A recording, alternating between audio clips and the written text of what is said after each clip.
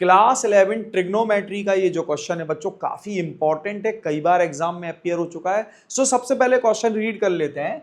cos 6, cos 42, cos 66 and cos 78 is equal to 1/16। बच्चों इसे हमें प्रूव करना है कि cos 6, cos 42, cos 66, cos 78 is equal to 1/16। ठीक है, तो 1/16 लेके आना है। तो इसको हम जब सॉल्व करेंगे तो सॉल्व करने के पहले हमें एक आइडेंटिटी का भी यूज करना होगा। उस आइडेंटिटी के बिना ये क्वेश्चन जो है काफी कॉम्प्लिकेटेड बन सकता है। सो आइडेंटिटी हमारे पास होगी 2 cos a cos b is equal to cos a plus b plus cos a minus b। So बच्चों हम यहां पर क्या करेंगे, सबसे पहले इनको अरेंज कर लेते हैं। cos 66 into cos 6 into cos 78 into cos 42।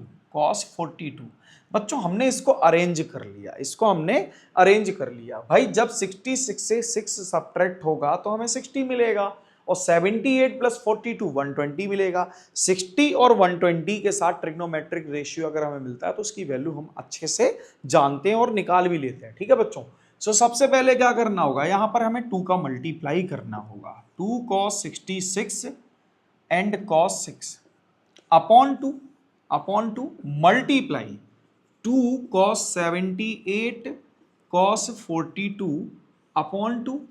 इसके बाद बच्चों ये 1/2 मतलब 1/4 हो जाएगा। यहां हम आइडेंटिटी अप्लाई करेंगे 2 cos a cos b is equal to cos a plus b cos a minus b plus में। ठीक है बच्चों, यहां a ग्रेटर होता है b से। ठीक है, तो यहां पर हम क्या करेंगे, ये हो जाएगा cos 66 plus 6 plus cos 66 minus 6। Next bracket में बच्चों हम क्या लिखने जा रहे हैं, नेक्स्ट ब्रैकेट में हम लिखने जा रहे हैं cos 78 plus 42 and plus cos 78 minus 42। सो बच्चों ये हमारा नेक्स्ट ब्रैकेट भी कंप्लीट हो गया। ये हो जाएगा हमारे पास 1/4 cos 66 और 6 कितना हो जाएगा बच्चों, ये हो जाएगा cos 72। ठीक है बच्चों, यहां तक बात समझ में आ गई होगी, cos 72। इसके बाद प्लस cos 60 बच्चों यहां मल्टीप्लाई का साइन होगा, और यहां आएगा हमारे पास क्या, ये आ जाएगा cos 120 प्लस cos 78 माइनस 42 कितना हो जाएगा, ये हो जाएगा हमारे पास 6 एंड 7 माइनस दिस 36। ओके, ये बात आ गई होगी समझ में। अब इसको हम सॉल्व कर लेते हैं, कैसे सॉल्व करेंगे ये समझ लेते हैं।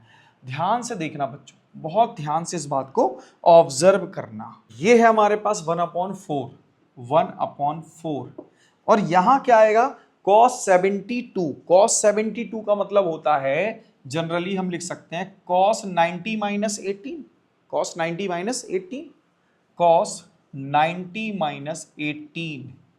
ठीक है, प्लस ये है cos 60 और cos 60 की वैल्यू हम सब जानते हैं, this is 1/2। So first bracket हमारा कंप्लीट हो गया। ठीक है, अब यहां देख लेते हैं, यहां पर भी देख लेते हैं cos 120 का क्या मतलब होता है, ये हो जाएगा हमारा cos 90 प्लस 30 मतलब माइनस साइन 30, और माइनस साइन 30 की वैल्यू बेटा क्या होती है -1/2 प्लस ये क्या लिखा है cos 36 की वैल्यू होती है बच्चों √5 + 1/4। ठीक है, अब यहां पर क्या आने वाला है, ध्यान से देखना, ये हो जाएगा 1/4। यहां देखो ये क्या लिखा है cos 90 माइनस 18 मतलब साइन 18, और साइन 18 की वैल्यू होती है बच्चों हमारे पास √5 - 1/4 प्लस 1/2 इंटू √5 + 1/4 माइनस 1/2। ये हमारे पास दो वैल्यूज आ गई। अब बच्चों देखो इनका हम क्या करेंगे, एलसीएम ले लेंगे। सो एलसीएम लेने से क्या मिलेगा, देखो ये तो हो जाएगा इसका एलसीएम 4 ठीक है। इसका भी एलसीएम क्या हो जाएगा 4। अब इन दोनों का एलसीएम आ गया हमारे पास 4। अब ये क्या लिखोगे आप, ये होगा √5 माइनस 1 प्लस 2, और यहां भी आएगा √5 प्लस 1 माइनस 2। तो क्या नेक्स्ट स्टेप को मैं नीचे लिख लूं इसके, ठीक है, थोड़ा सा ऑड लग रहा होगा लेकिन फिर भी समझ लेते हैं। देखो ये तो हो जाएगा 1/4 इंटू 4 यानी कि 64। ये क्या होगा बच्चों, ध्यान से देखो, ये है आप √5 प्लस 1, और ये क्या होगा बच्चों, ये हो जाएगा हमारे पास √5 माइनस 1।